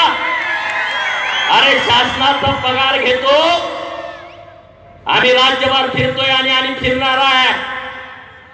आजपर्यंत तुमची हेलिकॉप्टर आली, आम्ही रानं दिली हेलिपॅड बनवायला, त्यांच्या परमिशन घेतल्या. आमचं हेलिकॉप्टर यायला लागले का पोटात दुखतंय का रे तुमच्या? आणि म्हणून तुम्ही जागा राहावा. या महाराष्ट्राचं राजकारण तुम्हाला एक दिवस करायचं आहे. या महाराष्ट्राच्या राजकारणाची चावी तुमच्याकडे नाही आहे म्हणून आपली बोंब उठली, म्हणून आपल्याला 60 वर्ष आरक्षण मिळालं नाही. आरक्षण द्यायची प्रक्रिया इतकी किचकट आहे का? नाही किचकट. तुकाराम गारळे साहेबांनी त्यांच्या भाषणामध्ये सांगितलं, माननीय उत्तमराव जानकर साहेबांनी त्यांच्या भाषणामध्ये सांगितलं, एखाद्या नवीन जमातीचा समावेश जर एसटीमध्ये करायचा असेल तर एखाद्या संविधानिक संस्थेची निर्मिती करायची, नेमणूक करायची आणि त्या संस्थेला अख्ख्या महाराष्ट्रामध्ये ज्या समूहाचा समावेश करायचा आहे त्यांच्या चौकशी करायची, त्याच्या चाली रीती रूढी परंपरा, त्यांचे देवदेवता काय आहेत ते सगळं तपासायचं आणि ते सरकारकडे सरकारकडे अहवाल द्यायचा आणि मग ते सरकार केंद्राकडे अहवाल पाठवतं. तो अहवाल RGI मध्ये जातो. RGI ने जर तो अहवाल स्वीकारला तर तो ST कमिशन कडे जातो. ST कमिशनने जर शिफारस केली तर तो संसदेकडे जातो, लोकसभेमध्ये आणि राज्यसभेमध्ये, आणि मग त्या समूहाला आरक्षण मिळतं. पण मित्रांनो, धनगर समाजाची मागणी समावेशाची नाही आहे. धनगर समाजाची मागणी अंमलबजावणीची आहे. सरकार हे गेंड्याचं कातडं पांघरलेलं सरकार झोपेचं सोंग घेत आहे. ते म्हणतोय धनगर समाजाला समावेश मागणी करतोय. अरे आम्ही मागणी करत नाही, आम्ही अंमलबजावणी करा म्हणतोय. अंमलबजावणी बोलून ठोटो सांगतोय तुम्हाला, अंमलबजावणी करा. प्रत्येक गोष्टीत धनगर आरक्षण मागतोय, त्यांना आदिवासी पाहिजे. अरे कुठला आदिवासी? तुमच्या काय घरात आहे का हे आदिवासी आरक्षण द्यायचं? त्यांनी जर ठरवलं आपल्याला आरक्षण द्यायचं, नव्यानं देता येत नाही. आम्ही अंमलबजावणी करा म्हणतोय आणि सरकार वेगळं बोलतोय.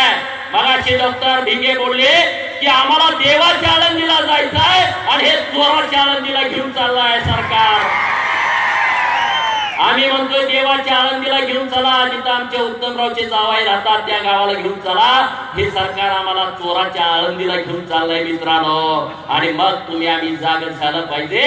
आणि कमळ चिन्ह कुठं दिसलं आणि कमळवाल्यांनी जर धनगराच्या पोराला सर्टिफिकेट नाही दिलं तर माझा बाप जरी कमळाच्या चिन्हावरती उभा राहिला, माझी आई जरी कमळाच्या चिन्हावरती उभा राहिली, माझा भाऊ जरी कमळाच्या चिन्हावरती उभा राहिला, तर हा गोपीचंद पडळकर धनगरांना जर एसटीचं सर्टिफिकेट भारतीय जनता पार्टीने दिलं नाही तर मी माझ्या भावाला, मी माझ्या आईला कमळ चिन्हावरती मतदान करणार नाही. मग माझा सवाल तुम्हाला आहे, माझा सवाल तुम्हाला आहे, मी जर माझ्या आईला कमळ चिन्हावरती जर धनगराच्या पोराला एसटीचं सर्टिफिकेट या सरकारनं दिलं नाही तर मी मतदान करणार नाही. तर तुम्ही तुमचं आई आणि तुमचा भाव आणि तुमचा बाप आणि तुमचा सासू सासरा कमळ चिन्हावरती उभा राहिला आणि धनगरांना एसटीचं सर्टिफिकेट नाही दिलं तर तुम्ही त्याला मतदान करणार का? मूठ डावळून सांगा. अरे मागच्याला हात नाहीत का तुम्ही नाही आहे? सगळ्यांनी हात वर करा, मूठ डावळा. भारतीय जनता पार्टीनं हात वर ठेवा, माझा हात वर आहे तोपर्यंत. भारतीय जनता पार्टीच्या सरकारनं धनगराच्या पोराच्या हातामध्ये जर एसटीचा धकला या आचारसंहितेच्या आतमध्ये नाही दिला तर आम्ही भारतीय जनता पार्टीला खंडोबाची बिरोबाची शपथ देऊन सांगतो, आम्ही या भाजपला मतदान करणार नाही. कबूल आहे ना सगळ्यांना? सगळ्यांना कबूल आहे ना? आणि या आमदाराला सुद्धा करायचं नाही कबूल, त्याला पाडून टाकायचं आहे आमदारला. त्याला बस्ती आहे ना त्याची बस्ती उतरवायची आणि ताकद तुमच्या अंगामध्ये आहे.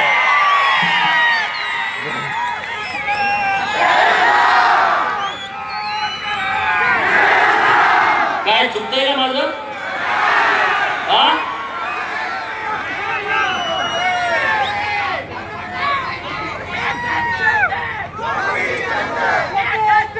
अरे तुमच्याच भागातून क्रांती झाली. होळगाव तुमच्यापासून किती लांब आहे? किती? अरे ज्या होळगावातल्या विरकरांनी या अखंड देशावरती राज्य केलं, जे विरकरात नावाचे होळकर झाले, ते मल्हारराव होळकरांच्या पासून यशवंतराव होळकरांच्या पर्यंत, तुकोजी होळकरांच्या पासून शिवाजी होळकरांच्या पर्यंत, अहिल्यादेवी होळकरांच्या पासून भीमाई होळकरांच्या पर्यंत अनेक वारसा आहे आणि तो वारसा या मातीतला आहे. पूर्वी राजा आईच्या पोटात जन्माला यायचा. जो जन्माला येईल तो राजा, तो बुद्धिवान असू दे नसू दे, तो लढाऊ असू दे नसू दे, तो धाडसी असू दे अगर धाडसी नसू दे, तो भित्र असू दे, पण तो राणीच्या पोटामध्ये जन्माला आलाय तर तोच त्या सिंहासनावरती बसेल आणि तोच त्या राज्याचा राजा होईल, अशी प्रथा या देशामध्ये होती. पण मल्हारराव होळकर आणि यशवंतराव होळकर हे राणीच्या पोटी जन्माला आले म्हणून राजे झाले नाहीत मित्रांनो. त्यांनी तलवारीच्या पातीवरती राज्य मिळवलं आणि राजे महाराजे झाले, तलवारीच्या पातीवरती राजे झाले. आणि त्या भागातल्या पण आहोत, त्या भागातल्या पण आहोत. अरे क्रांती केली पाहिजे. होळगाव कुठं आणि होळगाव कुठं आणि दिल्ली कुठं, होळगाव कुठं आणि अख्खे पार खेंदा फडकवला ती अटक कुठं. अरे पाकिस्तानाच्या पुढे अफगाणिस्तानाजवळ ज्याने मराठेशाहीचा छेदा फडकवला तो मराठा होता मल्हारराव होळकर आणि त्यांचे वारस तुम्ही आम्ही आहे. वारस सांगायला लाज वाटायला पाहिजे आपल्याला. कुणाला घाबरता रे आमदारांना आणि खासदारांना? कोण आहेत रे ते आमदार आणि खासदार? काय बाप लागून गेले का आपले? आणि म्हणून तुम्ही ठरवलं पाहिजे या तालुक्यातला धनगराचा पोरगा आमदार कसा होईल त्यासाठीचं गणित तुम्ही मांडा आणि भारतीय जनता पार्टीच्या सरकारच्या पाठीमागे हात धुवून लागायचा आहे. राज्यामध्ये 91 विधानसभा मतदारसंघामध्ये आम्ही सभांचं आयोजन केलाय जिथं भारतीय जनता पार्टीचे आमदार 1000 पासून 10,000च्या फरकाने निवडून आलेले आहेत. अशा विधानसभा मतदारसंघामध्ये उत्तमराव जानकर साहेबांनी 20 सभा ठेवल्या आहेत. राज्यभर आम्ही फिरतोय. आम्हाला गरज नाही आमदारकी आणि खासदारकीची. उत्तमराव आणि गोपीचंद दोघच आमदार खासदार होऊन प्रश्न मिटत नाही तुमचा मित्रांनो. उत्तमराव आणि गोपीचंद मंत्री होऊन तुमचा प्रश्न मिटत नाही. आम्ही मंत्री झालो तर आम्हाला बंगला मिळेल, गाड्या मिळतील, प्रोटोकॉल मिळेल, शासनाचा 4 पैसे मिळतील. त्यांना धनगराचा प्रश्न मिटत नाही मित्रांनो. उत्तमराव आणि गोपीचंद आमदार होण्यापेक्षा महाराष्ट्रातल्या धनगराची 35 पोरं आमदार विधानसभेमध्ये गेले पाहिजेत. यासाठीचा आमचा लढा आहे, यासाठीचा आमचा लढा आहे, यासाठी आम्ही महाराष्ट्रभर फिरतोय. आणि हे जर करायचं असेल तर तो एसटीचा धाकला आपल्या हातामध्ये पडायला लागतोय. एसटीचा धाकला पडला तर या महाराष्ट्रामध्ये 35 विधानसभा मतदारसंघ आरक्षित होत आहेत. त्यात तुमचा सुद्धा मतदारसंघ आरक्षित होईल मित्रांनो. म्हणून ही लढाई फार महत्वाची आहे. त्यासाठी ताकदीनं पेटून उठा, त्यासाठी लढा. या महाराष्ट्रामध्ये प्रचंड जातीवाद आहे. कोण म्हणतं रे जातीवाद नाही? प्रचंड जातीवाद. मी ज्या पक्षात काम कराल गोपीचंद पडळकर धनगर समाजाचा नेता लगेच पुकारणार. अरे मग तुम्ही काय आमचं बाप आहे का? तुम्हाला कुणी दिली जागीरदारी? तुम्ही सगळ्या समाजाचे नेते. तुम्हाला कुणी वतनदारी दिली की या तालुक्याचा भाग्यविधा होता, तालुक्याचा नेता, महाराष्ट्राचा नेता आणि इतर समाजातला कोण गरीबाचा पोरगाला, गरीब मराठ्याचा पोरगाला तो तिथल्या मंडळाचा अध्यक्ष, एखाद्या धनगराचा पोरगाला तो धनगराचा नेता, एखादा रामुशाचा पोरगाला तो रामुशी समाजाचा नेता, मातंगाचा पोरगाला का तो मातंग समाजाचा नेता, दलिताचा पोरगाला का तो दलित समाजाचा नेता आणि आमदाराचा पोरगाला अमुक अमुक विधानसभा मतदारसंघाचे भाग्यविधाते. लग्नात पुकारणार पुकारतय भाग्यविधाते आले. अरे काय आपला बाप आला का? त्याला काय 7-12 दिलाय का? तुम्हाला कधी वाटलं नाही का? लग्न आपलं, मंडप आपला, माईक आपला, पुकारताना घसा ओरडून पुकारतोय तालुक्याचा भाग्यविधाता आला. कुणाच्या चुका आहेत? आपल्या चुका आहेत. आपल्या 5 लाख खर्च करायचा आणि प्रचार करायचा आणि मग अन्याय सहन करून घ्यायचा, अन्याय करून घ्यायचा. कशासाठी हे उद्योग? हे मोडीत करा. अरे प्रस्थापिताच्या छताडावरती नाचण्यासाठी तुमचा जन्म झालाय.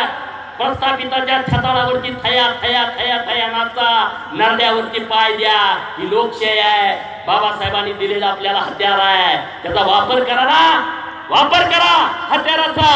या महाराष्ट्रातल्या मुख्यमंत्र्यांना एका मताचा अधिकार आहे. धीरूभाई अंबानीच्या पोरांना सुद्धा एकाच मताचा अधिकार आहे. रतन टाटांना एका मताचा अधिकार आहे. आणि लोणंद गावामध्ये राहणाऱ्या शेळकेच्या, धायगुड्याच्या, कुळेकराच्या झोपड्यातल्या पोराला सुद्धा एकाच मताचा अधिकार आहे. मग कशासाठी घाबरता? या घाबरण्यानंतर आपल्याला आरक्षण मिळालं नाही. सरकारला वाटतं धनगर झोपलाय, एक घोंगड टाकले आणि 2 टाकूया, ह्याला झोपू द्या निवांत. आणि एक आमदार केला की लगेच आपण ढोल बडवतेच. एक आमदार केला, 2 मंत्री केले, 2 मंत्री केले, अधिकार नाही. अरे महसूल मंत्री करा की धनगराला, गृहमंत्री करा, दुग्ध विकास, जलसंधारण, अरे द्या ना खाती. राम शिंदे आणि महादेव जानकरांना 2, 3, 4 नंबरची खाती द्या ना. 2 नंबरचा आमचा समाज आहे. कशाला बोलवण करताय आमची? बिन अधिकाराचे मंत्रीपद देता आणि धनगरांना सांगता मंत्री केलं. मी महात्मेना केंद्रामध्ये मंत्री करा ना. काय दुखतंय काय पोटामध्ये तुमच्या? करा महात्मेना मंत्री. आणि कुठल्याही समाजाच्या नेत्याचा राजीनामा मागू नका. त्यांना तिथं काम करू द्या. आपण रस्त्यावरती काम करू. आपण सरकारच्या पायाखालची वाळू आता बाजूला काढू. सरकारच्या बुडाखाली जाळ लावू. त्यांना कळलं पाहिजे धनगर आता दाखला घेतल्याशिवाय थांबत नाहीये. खंडाळा तालुक्यातल्या प्रांत अधिकाऱ्यांनी जोपर्यंत दाखला दिला नाही तोपर्यंत आपली लढाई थांबवायची नाही. आता म्हणते शिफारस दिल्लीला पाठवू. शिफारस म्हणजे आपली फसवणूक आहे. गोव्यातल्या गवळी धनगरांना एकटीचा दाखला द्यावा म्हणून तिथलं सरकार गवळी धनगरांच्या पाठीशी ठामपणे उभा आहे. 4 वेळा केंद्राकडे शिफारस पाठवली. तिथे एका संविधानिक संस्थेची नेमणूक करून गवळी धनगरांचा सर्वे केला. त्यांच्या चाली रीती रूढी परंपरा देवदेवता यांचा अभ्यास केला आणि त्यांची सकारात्मक शिफारस दिल्लीला पाठवली मित्रांनो. पण RGIनं त्यांची शिफारस माघारी पाठवली. कुणी? RGIनं. आणि इथं हे म्हणतात की आम्ही केंद्राकडे शिफारस पाठवू, पंतप्रधानांची भेट घेऊ. काय फोटो काढायचा का? आम्हाला पण निरोप आलता उत्तमरावला मला, पंतप्रधानाची भेट घेऊ. म्हटलं आमच्याकडे जुने फोटो आहेत मोदींच्या बरोबरचे, आम्हाला काय त्याची गरज नाही. आम्हाला सर्टिफिकेट पाहिजे. आम्हाला पुढे सुद्धा घेऊ नका. आम्हाला काय पुढे चमकोगिरी करायची गरज नाही. तुम्ही कुणालाही आमच्या समाजातल्या नेतृत्वाला घ्या आणि समाजाच्या पोरांच्या हातामध्ये सर्टिफिकेट द्या. आम्हाला श्रेयवादाची लढाई करायची नाही आहे. आम्हाला श्रेय नको आहे. आम्हाला रिझल्ट पाहिजे. आम्हाला सर्टिफिकेट पाहिजे. आम्हाला शिफारस नको आहे. भारतीय जनता पार्टीच्या सरकारनं आम्हाला आरक्षण द्यावं. हीच धनगराची पोरं तुम्हाला संरक्षण देतील. आणि जर तुम्ही धनगराच्या पोरांना आरक्षण दिलं नाही तर या महाराष्ट्रामध्ये भाजपला कोणीही संरक्षण करत नाही, संरक्षण देत नाही. हे सरकारला माहिती आहे. म्हणून आम्ही बिरोबाची आणि खंडोबाची शपथ तुम्हाला देतोय. भाजपवाल्यांना माहित आहे बिरोबाला आणि खंडोबाला धनगर किती मानतो. एकदा शब्द दिला तर तो बिरोबाची आणि खंडोबाची शपथ घेतली तर धनगराचा पोरगा बदलत नाही. हे भारतीय जनता पार्टीच्या सरकारला माहिती आहे. म्हणून या सरकारकडे आता 15-20 दिवस, महिनाभर वेळ आहे. तुम्ही आता आमची फसवणूक करायच्या भानगडीमध्ये पडू नका. मध्य प्रदेश सरकारनं जे अध्यादेश काढलाय, जे परिपत्रक काढलंय गोंड गोवारीच्या बाबतीमध्ये, गोंड आणि गोवार यांच्यामध्ये फक्त कॉमा द्यायचा होता. या महाराष्ट्र सरकारने तो कॉमा दिला नाही मित्रांनो. 1991ला 114 गोवारी त्या आंदोलनाच्या वेळी मृत्युमुखी पडले. या सरकारनं हत्या केली 114 गोवारींची.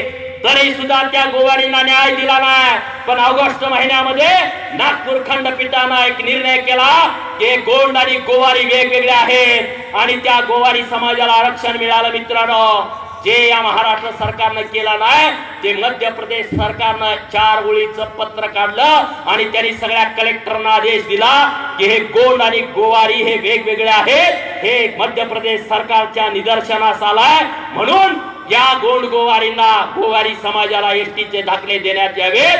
हे पत्रक, हे अध्यादेश मध्य प्रदेश सरकारनं काढलाय. तसाच अध्यादेश या महाराष्ट्र सरकारनं काढावा येत्या 2-4 दिवसामध्ये आणि महाराष्ट्रातल्या 36 जिल्हाधिकाऱ्यांना अध्यादेश द्यावा की मराठीमध्ये याला धनगर म्हणावं, इंग्लिश मध्ये याला धनगड म्हणावं आणि एसटीचा दाखला धनगराच्या पोरांना द्यावा. जे कोर्टात जातील ते धनगड जातील. आम्ही धनगर त्याला सक्षम आहोत. आम्ही त्याला फेस करू. हेच 4 ओळीचं परिपत्रक, 4 ओळीचा अध्यादेश धनगरांना आरक्षण देऊ शकतो. त्यात काय अवघड आहे का सांगा? त्याला काय अधिवेशन बोलवायची गरज आहे? नाही हो. रोज कितीतरी अध्यादेश निघतात मंत्रालयातून आणि मग धनगराच्या भावनेशी हे सरकार का खेळताय? धनगरांच्या भावनेशी तुम्ही का खेळताय? धनगरांच्या वरती सतत तुम्ही अन्याय का करताय? तुम्हाला वाटतं की धनगरांचा वाली या महाराष्ट्रामध्ये कुणी नाही आहे का? धनगरांना विधान परिषद दिली, धनगरांना राज्यसभा दिली, धनगरांच्या एखाद्या नेतृत्वाला मंत्रिमंडळात स्थान दिलं तर महाराष्ट्रातल्या 2 कोटी लोकांचा प्रश्न मिटतोय. असं जर या सरकारला वाटत असेल तर तो सरकारचा गोड गैरसमज आहे. महाराष्ट्रातल्या धनगराचा पोरगा भुकेला आहे, ती एसटीच्या सर्टिफिकेट साठी भुकेलेला आहे. म्हणून सरकारनं आमच्या समाजाच्या पोराच्या हातामध्ये दाखला द्यावा. शिफारस नको. शिफारसीला आता येडा धनगर राहिला नाही. कोण तर मला धनगरला येडा आहे. एवढा येडा राहिला काय? डोक्याला काय राखेल ते लावतोय का आम्ही?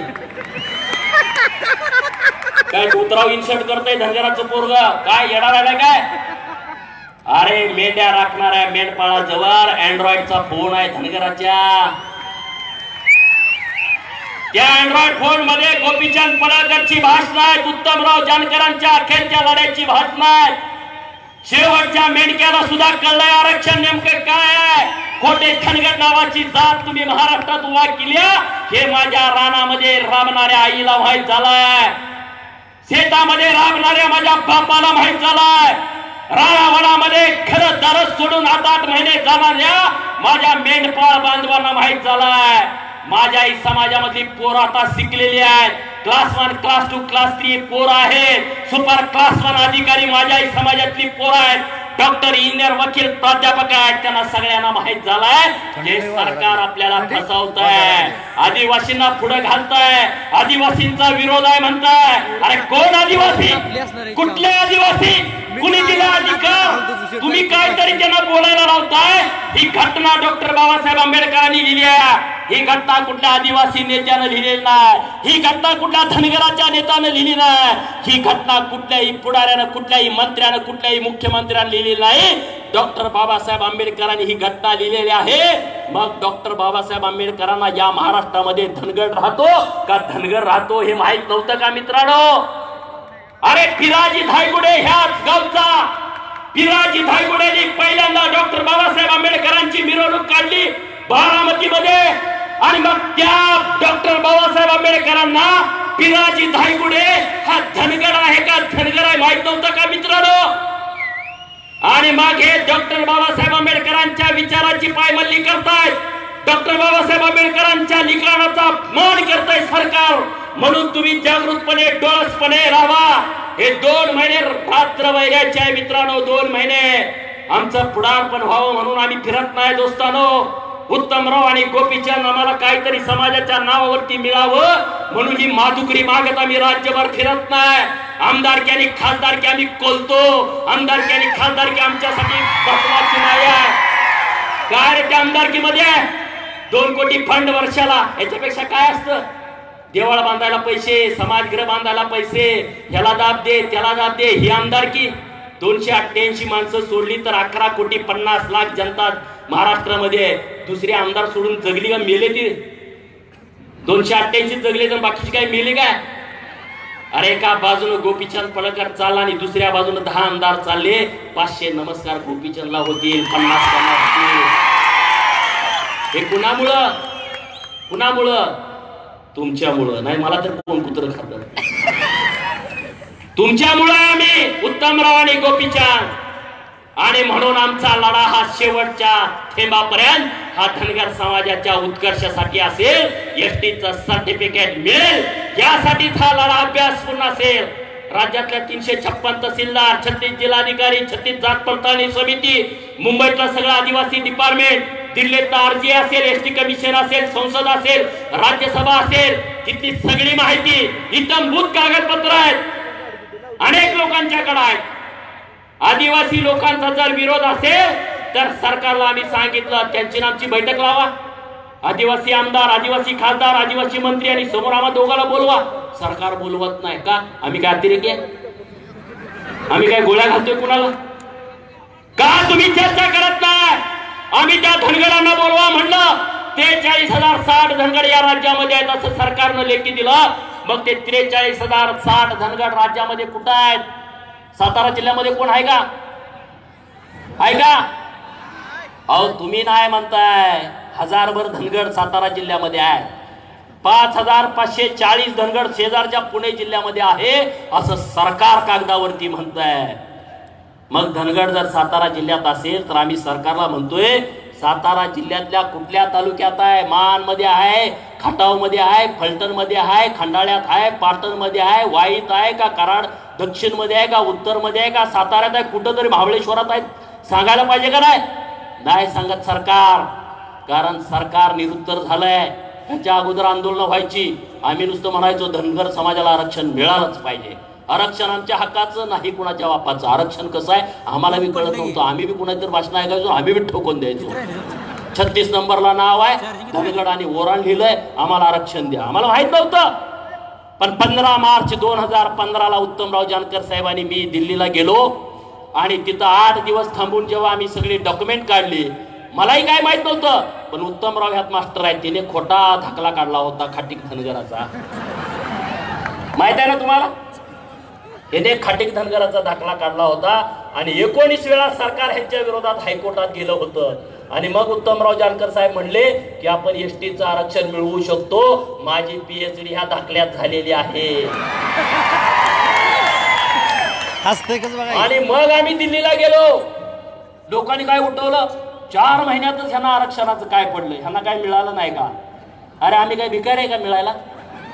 महामंडळ कोण महामंडळ? कुत्र खात्री महामंडळ. ज्याला गाडी बसायला नाही, ज्याला तेलाला पैसे नाहीत त्याला महामंडळ. महामंडळात काय असतं? गारळे साहेबांच्याकडे महामंडळ दिलं काय दिलं का साहेब? होते महामंडळाचे अध्यक्ष साहेब. तेव्हा लाल दिवा तर होता, लग्नात गेल्यावर माणसं नमस्कार तर घालत होते. आता लाल दिवा पण नाही. लोकांचा उद्देश वेगळे आहेत. अरे आम्हाला काही नको आहे, आम्ही काय असं नाही आहे. समाजाचा ज्यांनी ज्यांनी बाजार केला, ज्यांनी ज्यांनी लिलाव मांडला, ज्यांनी ज्यांनी घात केला, त्यांची माती झालेली तुम्ही डोळ्यानं बघितली आहे. त्यांच्या मातीला सुद्धा माणसं जात नाहीत आणि ह्याची जाणीव आम्हा दोघांना आहे. म्हणून धनगर समाजाचा घात आम्ही आमच्या आयुष्यात करणार नाही. आम्ही एक वेळ घरात बसेल, आमचा काय बाप आमदार खासदार जागीरदार नाही, आम्ही काय कुणाची आबरू घालवत नाही. आम्ही घरात बसू शकतो पण आम्ही घात करणार नाही. आणि घात केल्यानंच माती झालेली आहे. म्हणून आता आपल्याला लढाई लढायची आहे, ही राजसत्तेची लढाई लढायची आहे. या महाराष्ट्राच्या राजकारणातला निम्मा वाटा आपल्याला घ्यायचा आहे. त्या लढाईला तुम्ही तयार राहावा. ही लढाई फार महत्वाची आहे. एकमेकाच्या जिरवाजिरवी करत बसू नका. हे भांडणं लावली म्हणून स्टेजवर कोणी बसायचं, खाली कोणी बसायचं, वर्गण किती गोळा केले, कोणी किती हाणलं, ह्यात पडू नका. समाजाचा कार्यक्रम म्हणला का वर्गण किती आली, कुणी हाणलं, अरे भेटू दे ना, तू काय केलं ती बघ ना. तू एखादा झेंडा लावला का, तू कुठं कानात, आता इथं मोबाईल चालू असतील, मकरंद पाटलाला ऐकवत असतील, कशाला असलं धंदा करायचं? अरे आपण घरचं खातो, कशाला असल्या उचापती करायच्या, नाहीत करायच्या ना. म्हणून आपलं काम प्रामाणिक असलं पाहिजे. या महाराष्ट्रामध्ये आपल्याला चळवळ उभा करायची आहे. ही काय नुसती आरक्षणाची लढाई नाही, या महाराष्ट्रातल्या मंत्रिमंडळातला निम्मा वाटा मिळवण्याची ही लढाई आहे. आणि ती आपल्याला 100% जिंकायची आहे. तुम्ही चिंता करू नका, फक्त प्रामाणिकपणे लढा. उत्तमरावच्या वतीनं आणि माझ्या वतीनं मी तुम्हाला शब्द देतो की लढाई आपल्याला जिंकायसाठीच आपण उतरलोय 100%. आज आम्ही 1600 किलोमीटर फिरून इथं आलोय. काय आम्हाला काही काम नाही का? आम्हाला काय अकोल्याला जाऊन उभा राहायचं आहे? आम्हाला काय तिकडे अहमदपूरला जाऊन उभा राहायचं आहे? आम्हाला काय इथं दोनंदा आनंदराव शेळके मामाच्या विरोधात उभा राहायचं आहे नगराध्यक्षपदाला? नाही ना. महाराष्ट्रभर जागृती करायची आहे. आणि 2019चं केंद्रातलं सरकार आणि राज्यातलं सरकार तुम्ही ठरवायचं आहे. एवढी ताकद तुमच्यात आहे, तुम्ही ठरवू शकता. 10,000 मताच्या आतले जेवढे आमदार आलेले आहेत तेवढे आमदार पाडायच्या तयारीला लागा. आणि जिथं आपली संख्या जास्त आहे तिथं आमदारकीची निवडणूक लढायला लागा. लढाना आमदारकीची निवडणूक, जिल्हा परिषद आणि पंचायत समिती. काय त्या पंचायत समिती आहे? खुरपणी इळे वाटण्याशिवाय दुसरं काय त्या पंचायत समितीमध्ये? मकाची पिशवी द्यायची आहे, 10 वेळा त्या घरी जावा. काय त्या पिशवीला खाते कुत्र? काय सभापतींना काय अधिकार आहे? काय अधिकार नाही, काढून घेतले सगळे. ग्रामपंचायतला दिले. सत्तेच्या विकेंद्रीकरणामध्ये जिल्हा परिषद आणि पंचायत समितीचे अधिकार गावगाड्यात आले. सरपंच ताट चालतंय, सभापती वाकून चालतंय. सरपंचांना डायरेक्ट फंड आले. मग कशासाठी तुम्ही असल्या पदासाठी लाचारपणा करता? कुठल्या तरी कारखान्याचं डायरेक्टर व्हायचं, मिरवत बसायचं लागणार. Director director director. काय डायरेक्टर? 100 कोटीचा कारखाना 300 कोटीचं कर्ज काढतोय, घराघरावर जप्ती येईल परत. कशाला डायरेक्टर होत आहे? जे डायरेक्टर आहेत राजीनामा देऊन टाका. अनेक ठिकाणी मी बघितलं, आपले गरीब माणसं दानाला गेली, घरादारासाठी काही काम करत नाही, परत ती कारखान्याची जप्ती. तो चहा पिलेला असतो, फक्त मिटिंगला बिस्किट खाल्लेली असते, त्याची जप्ती येते. 50-50 कोटीचा बोजा घरावरती चढतो. कशाला असलं पाहिजे आपल्याला? आपल्याला हे नको आहे. म्हणून महाराष्ट्राच्या राजकारणामध्ये आमदारकी आणि खासदारकीची लढाई आपल्याला महत्वाची आहे. तुमच्या बाजूला माढा मतदारसंघ आहे, अनेक लोक भेटतात. उत्तमराव जानकर साहेबाला माढा मतदारसंघामध्ये उभं करा. अरे आम्ही म्हणलं लढाई आमच्या आरक्षणाची आहे. सगळेजण म्हणतायत उत्तमरावला उभं करा. आम्ही म्हणलं अगोदर आरक्षणाची लढाई जिंकू आणि मग उत्तमराव जानकरांना दिल्लीला माढा मतदारसंघात पाठवू. एवढे या निमित्तानं बोलतो. इतका चांगला टेकणा आणि सुसज्ज कार्यक्रम इथं केला. मी एवढंच सांगतो की धनगर समाजाच्या आरक्षणामध्ये एक मैलाचा दगड ठरेल. धनगराच्या पोराच्या हातामध्ये एसटीचा थाकला. या सरकारवरती दबाव टाकणारा हा कार्यक्रम खंडाळा लोणावळा खंडाळ्याचा आणि लोणंद गावाचा झालेला आहे. एवढंच या निमित्तानं बोलतो. ज्या कार्यकर्त्यांनी रक्ताचं पाणी केलं हा कार्यक्रम यशस्वी करण्यासाठी आणि ज्यांनी हा कार्यक्रम मोडण्यासाठी रक्ताचं पाणी केला, तुम्हाला दोघांचं अभिनंदन करतो आणि सांगतो